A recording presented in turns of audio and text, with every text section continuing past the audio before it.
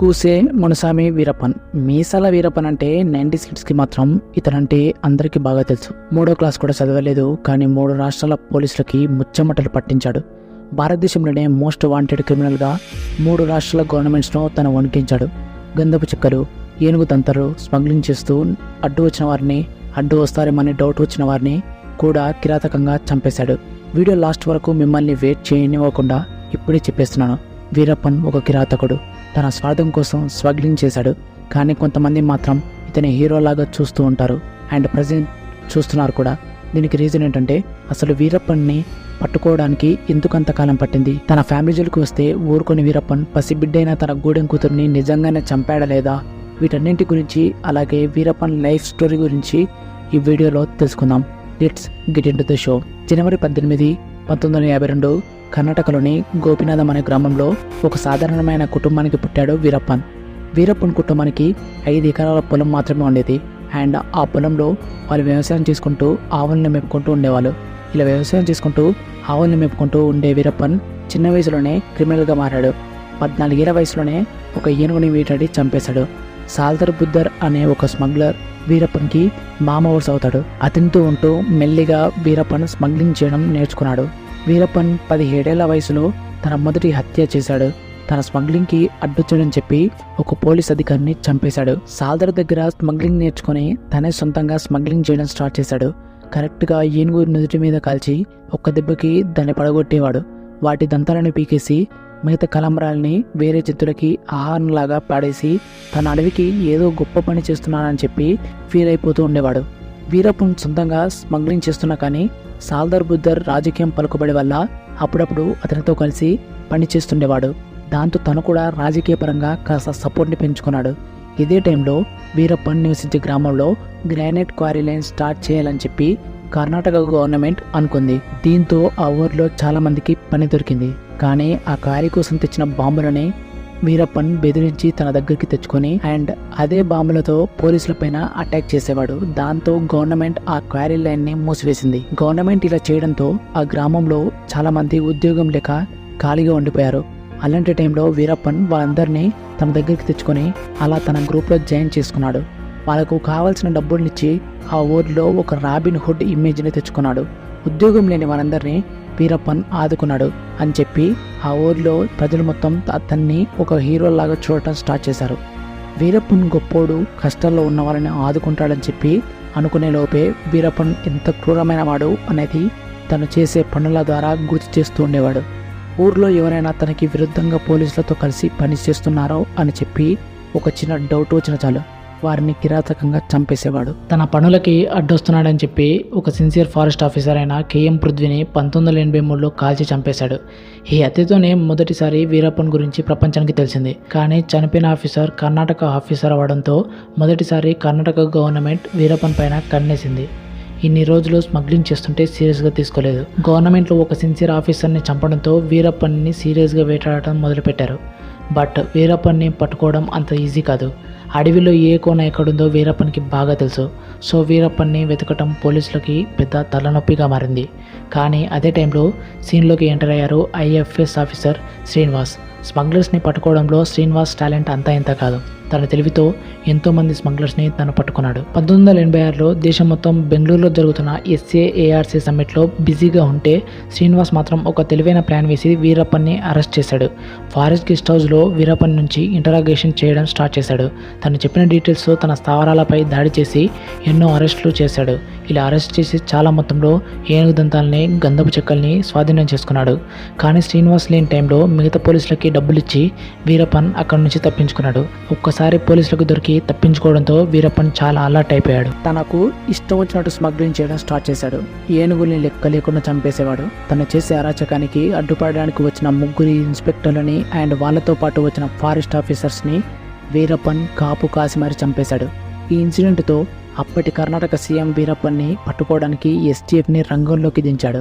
ఇది ఇలా ఉంటే వీరప్పన్ తప్పించుకున్న టైంలో శ్రీనివాసన్ అక్కడ లేకపోయినా కానీ దానికి తనే బాధ్యత అని చెప్పి నిందలు తనపైన వేసుకొని వీరప్పన్ని ఎలాగైనా పట్టుకోవాలని చెప్పి ముందుగా వీరప్పన్ యొక్క గ్రామానికి వెళ్ళి అక్కడి ప్రజలకి దగ్గర అవడం మొదలుపెట్టాడు. గవర్నమెంట్ వాళ్ళ కోసం చేసే స్కీమ్లన్నింటినీ వాళ్ళకి అందరికీ అందేలాగా తన దగ్గరుండి చూసుకున్నాడు. అండ్ వాళ్ళకి చదువు విలువ గురించి చెప్పి ఆ ఊరిలో ఒక స్కూల్ని కట్టించి గవర్నమెంట్ టీచర్ని అపాయింట్ చేశాడు. ఆ గ్రామంలో వాళ్ళు కాళీమాత టెంపుల్ కావాలని అడిగితే ఆ టెంపుల్ని కూడా తను కట్టించాడు. శ్రీనివాస్ ఇన్ని మంచి పనులు చేస్తుంటే ఇదే టైంలో వీరప్పన్ కోసం వెతికే టైంలో పోలీసులు గోపినాథ్పురంలో ఎవరిని పడితే వారిని అరెస్ట్ చేసి చిత్రహింసలు పెడుతూ ఉండేవాళ్ళు. అందుకే అక్కడి వాళ్ళు పోలీసులు అనగానే విరుచుకుపడుతూ ఉండేవారు. కానీ శ్రీనివాసన్ని మాత్రం తనలో ఒకరిలాగా భావించేవారు. ఎందుకంటే శ్రీనివాసన్ వాళ్ళ కోసం ఎన్నో మంచి పనులు చేశాడు. అతనికి కేవలం వీరప్పన్ని పట్టుకోవాలనే థాట్సే కాదు, ఆ ఊరిని కూడా బాగు చేయాలని చెప్పి తను ఒక లక్ష్యాన్ని పెట్టుకున్నాడు. కానీ శ్రీనివాస్ ఇలా ఊరి వాళ్ళకి దగ్గర అవ్వడం వీరప్పన్కి ఏమాత్రం నచ్చలేదు. దీంతో శ్రీనివాస్తో కలిసి పనిచేసిన కొంతమందిని చంపేసి వాళ్ళ తలల్ని చెట్టుకి వేలాడదీశాడు. ఆ తర్వాత అక్కడ ఉన్న జనాలని మొత్తాన్ని తన వైపు తిప్పుకోవడానికి తను స్మగ్లింగ్ చేసిన డబ్బులో ఏవైతే ఉన్నాయో వాటిని అన్నిటినీ ఆ ప్రజలకి పంచిపెట్టేశాడు. అలా తలను నరికేసి డబ్బులు ఇవ్వడం ఏంటో అని అక్కడ ఉన్న ప్రజలకి అసలు ఏం అర్థం కాలేదు. కానీ శ్రీనివాస్ మాత్రం అతను చేసే పనికి ఏమాత్రం భయపడలేదు. వీరప్పన్ తమ్ముడైన అర్జునన్ని శ్రీనివాసన్ దగ్గరికి చేసుకున్నాడు. అర్జునన్ ఒక తాగుబోతు, అందుకనే వీరప్పన్ అర్జునన్ని కాస్త దూరంగా పెట్టేవాడు. ఈ టైంలోనే శ్రీనివాసన్ అర్జునన్ని యూజ్ చేసుకుని బాగా దగ్గరయ్యాడు. కేవలం వీరప్పన్ తమ్ముడినే కాదు, వీరప్పన్ సిస్టర్ని కూడా శ్రీనివాస్ తను ఏర్పాటు చేసిన క్లినిక్లో పనిచేసేలాగా పెట్టుకున్నాడు. మనం ఇందాక చెప్పినట్లు పోలీసులు ఎవరిని పడితే వాళ్ళని అరెస్ట్ చేసినట్లు ఒకసారి వీరప్పన్ వాళ్ళ సిస్టర్ని కూడా అరెస్ట్ చేశారు. తనని ఇంటరాగేషన్ చేయడం స్టార్ట్ చేశారు. తను మాత్రం సమాధానం చెప్పలేదు. దీంతో పోలీసులు ఆవిడ్ని వదిలేశారు. కానీ ఆవిడ్ని వదిలేసిన 3 రోజుల తర్వాత ఆమె సూసైడ్ చేసుకుని చనిపోయింది. తన సిస్టర్ చనిపోయిందనే వార్త వినడంతో వీరప్పన్కి చాలా అంటే చాలా కోపం వచ్చేసింది. శ్రీనివాస్ అనే దీనికి కారణమని చెప్పి వీరప్పన్ బలంగా నమ్మాడు. దీంతో శ్రీనివాస్ని చంపాలి అని చెప్పి వీరప్పన్ ప్లాన్ వేశాడు. శ్రీనివాస్కి ఒక మెసేజ్ అర్జునంతో పంపాడు. అదేంటంటే శ్రీనివాస్ ఎలాంటి ఆయుధాలు పోలీసులతో కాకుండా ఒంటరికి వస్తే లొంగిపోతానని చెప్పి మెసేజ్ పంపాడు. ఈ మాటల్ని నమ్మిన శ్రీనివాస్ అర్జునంతో కలిసి కొంతమంది ఊరి జనాలతో కలిసి వీరప్పన్ని కలవడానికి వెళ్ళాడు. అడవిలో 1 గంట ప్రయాణం చేసిన తర్వాత శ్రీనివాస్తో వచ్చిన ఊరు వాళ్ళు అడవి మధ్యలోకి వెళ్ళిపోయి దాక్కున్నారు. శ్రీనివాస్ పక్కన అర్జున్ తప్పితే ఎవరు లేరు. అక్కడే ఒక చిన్న గట్టు మీద వీరప్పన్ కూర్చున్నాడు. శ్రీనివాస్ మాట్లాడే లోపే తన రైఫిల్తో శ్రీనివాస్ని కాల్చి చంపేశాడు. అంతేకాదు శ్రీనివాస్ తల నరికేసి తనతో పాటు తీసుకెళ్లి తన క్యాంపులో ఫుట్బాల్ ఆడుకున్నాడు. అలా ఫుట్బాల్ ఆడుకున్న శ్రీనివాస్ తన దొరకడానికి పోలీసులకి దాదాపుగా 3 సంవత్సరాలు పట్టింది. ఒక IFS ఆఫీసర్ హత్య దేశంలో ఒక సంచలనాన్ని సృష్టించింది. అప్పటి సీఎం జయలలిత గారు STF కి ఒక ఆర్డర్ని పాస్ చేసింది, వీరప్పన్ని పట్టుకోండి లేదా చంపేయండి అని చెప్పి. కానీ వీరప్పన్ మాత్రం అడవిని తన సామ్రాజ్యంగా మార్చుకున్నాడు. స్మగ్లింగ్ చేస్తున్న డబ్బుల్ని ఊరికి పంచిపెడుతూ ఒక రాజులాగా కాలాన్ని గడిపిస్తూ వచ్చాడు. ఇదే టైంలో వీరప్పన్ నిర్పూరి అనే గ్రామంలో ముత్తులక్ష్మిని చూశాడు. వీరప్పన్కి ముత్తులక్ష్మి బాగా నచ్చింది. ముత్తులక్ష్మి కూడా వీరప్పన్ విలన్ క్యారెక్టర్ ఇంకా అతని మీసాలంటే బాగా ఇష్టం. ఎప్పుడు వీరప్పన్ వచ్చినా కానీ తన కోసం వచ్చాడనుకొని అతన్ని కంట్లో పడడానికి ట్రై చేస్తూ ఉండేది. చెప్పాలంటే వీళ్ళ లవ్ స్టోరీ గురించి చెప్పడానికి ఒక సపరేట్ స్టోరీ అవుతుంది. సో అంత డీప్గా వెళ్ళటం ఇప్పుడు కష్టం కాబట్టి జస్ట్ సింగిల్ లైన్లో కొట్టేస్తున్నాను. అందరి పేరెంట్స్ లాగే ముత్తులక్ష్మి ఫాదర్ వీరప్పన్తో పెళ్లికి ఒప్పుకోలేదు. దీంతో ముత్తులక్ష్మిని తన తండ్రి ముందు నుంచి తీసుకెళ్లి వీరప్పన్ ముత్తులక్ష్మిని పెళ్లి చేసుకున్నాడు. వీరప్పన్ ప్రేమమాయలో ఉన్నప్పుడు తనకి ఆపోజిట్గా ఉన్న కొన్ని స్మగ్లింగ్ గ్రూప్స్ బాగా బలంగా తయారయ్యాయి. వీరప్పన్ బిజినెస్ని వాళ్ళు బాగా దెబ్బతీయటం మొదలుపెట్టారు.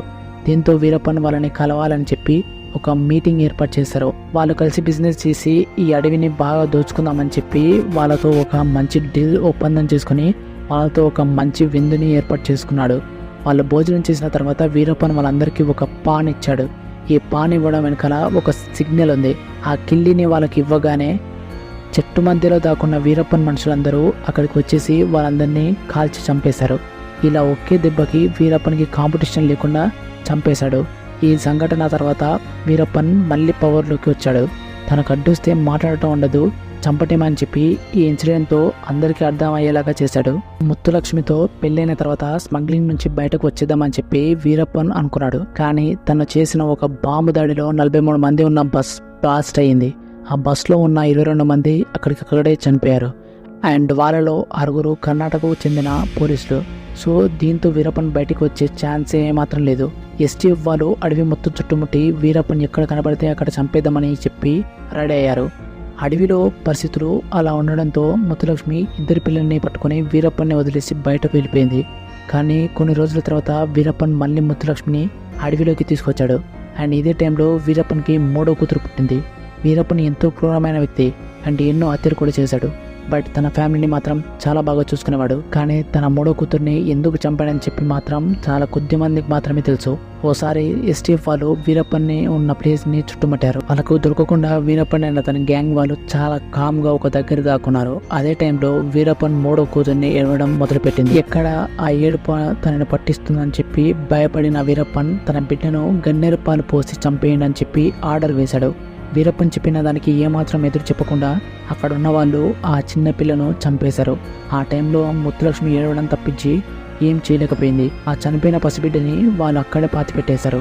తర్వాత ఆ ప్లేస్కి వచ్చిన పోలీసులు ఇక్కడ ఏదో పాతి పెట్టిందని చెప్పి దాన్ని తవ్వి చూశారు. అక్కడ బాగా పాడైపోయిన పసిబిడ్డ బాడీ కనిపించింది. దీంతో వీరప్పన్ ఎంత క్రూరుడని తన పని ద్వారా మళ్ళీ తెలుసుకున్నారు. 2000వ సంవత్సరంలో జరిగిన యాక్టర్ రాజకుమార్ కిడ్నాప్తో తమిళనాడు అండ్ కర్ణాటక గవర్నమెంట్ పరువు పూర్తిగా పోయింది. 108 రోజుల తర్వాత 20 కోట్ల డబ్బు ఇచ్చిన తర్వాత రాజకుమార్ని ఎలాంటి హాని చేయకుండా వదిలేశారు.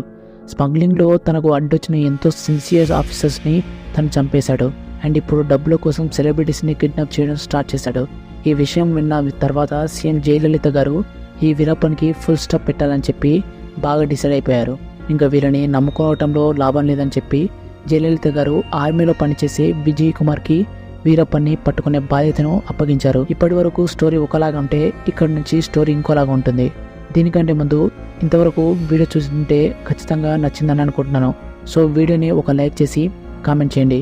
ఆల్రెడీ లైక్ చేసి షేర్ చేసి సబ్స్క్రైబ్ చేసిన వారికి చాలా చాలా థ్యాంక్స్. విజయ్ కుమార్ అంతకుముందు రాజీవ్ గాంధీ సెక్యూరిటీగా స్పెషల్ ప్రొటెక్షన్ ఫోర్స్తో పనిచేస్తుండేవారు. దీంతోపాటు బార్డర్ సెక్యూరిటీ ఫోర్స్లో కూడా ఆయన పనిచేశాడు. ఆ టైంలో ఢిల్లీలో పనిచేస్తున్న అతన్ని జయలలిత గారు అక్కడి నుంచి తమిళనాడుకి రప్పించారు. 2000 కోట్లో విజయ్ కుమార్ వీరప్పన్ కేసుని టేకప్ చేసి తన ఫైల్స్ని అన్నిటిని చదివేసి వీరప్పన్ని పట్టుకునే పనిలో పడ్డాడు. ఎన్నో ప్లాన్స్ వేశాడు, కానీ వీరప్పన్ మాత్రం దొరకలేదు. అడవి నుంచి బయటకు వచ్చిన ముత్తులక్ష్మిని ఎర్రగా వేసి వీరప్పన్ని పట్టుకునే ప్రయత్నం చేశారు, కానీ వాళ్ళకు అస్సలు వీలు కాలేదు. విజయ్ కుమార్ ప్లాన్స్ని తిప్పికొడుతూ ఒకసారి ఏకంగా పోలీస్ స్టేషన్ మీదే దాడి చేశాడు.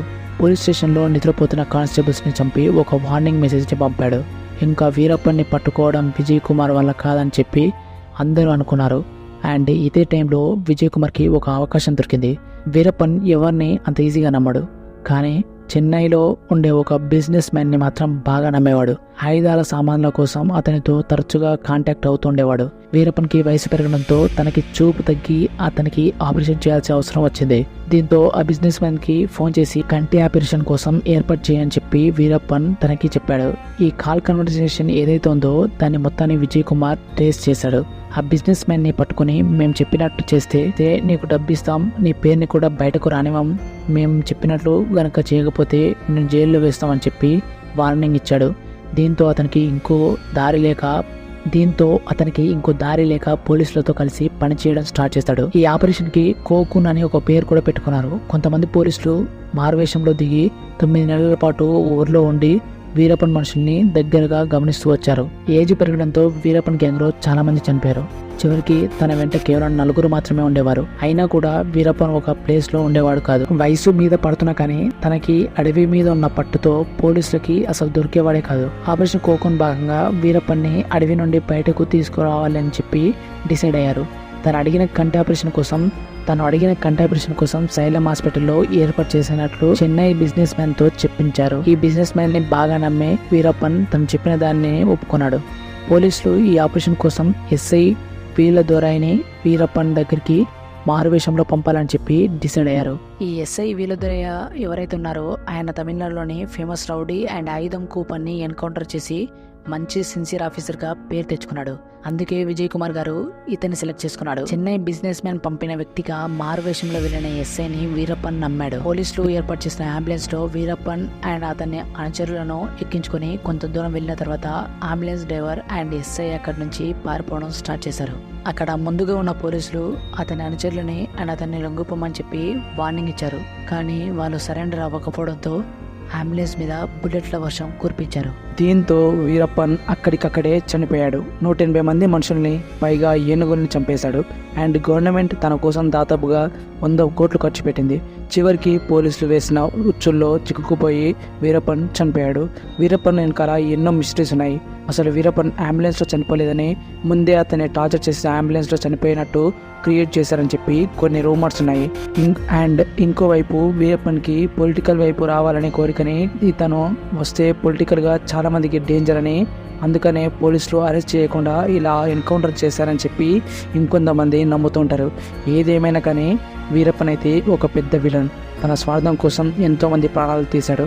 అండ్ కన్న కూతురి ప్రాణం తీయడానికి కూడా తను వెనుకాడలేదు. Stay tune for more videos and thanks for watching. జై హింద్.